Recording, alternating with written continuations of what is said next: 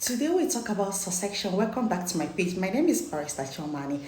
Succession simply means the ability to transfer power, property from one person to another.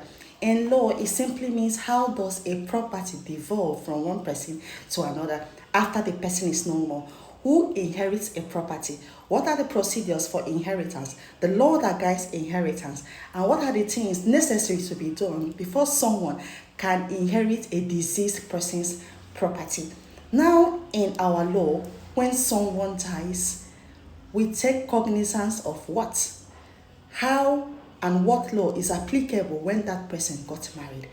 Have you been married only customarily, or are you married both customarily and statutorily? Statutory marriage meaning you've married under the act, you're married in a court, you're married under a licensed church. Some churches in Nigeria have been licensed to conduct a statutory law.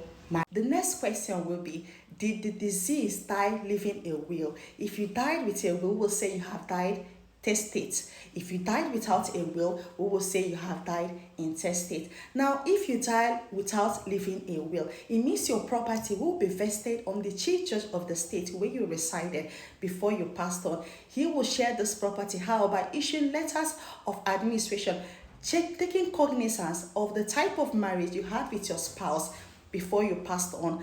If you had only customary law marriage, it means the property will be shared solely on the custom and dictates of the custom of the land. There are various customs in Nigeria.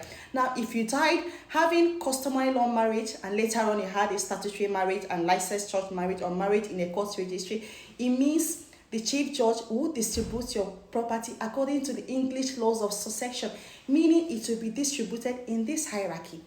Number one, your surviving spouse, whether husband or wife, your children, grandchildren, if you have outlived them. Then you have your siblings. After your siblings, you have your grandparents, you have your half-siblings, you have your uncles and aunties. Then you have your executors and administrators of your estate. This is the hierarchy upon which these things will be distributed. If you died without a will, celebrating what? A statutory marriage is a marriage under the act. That's what we'll call it.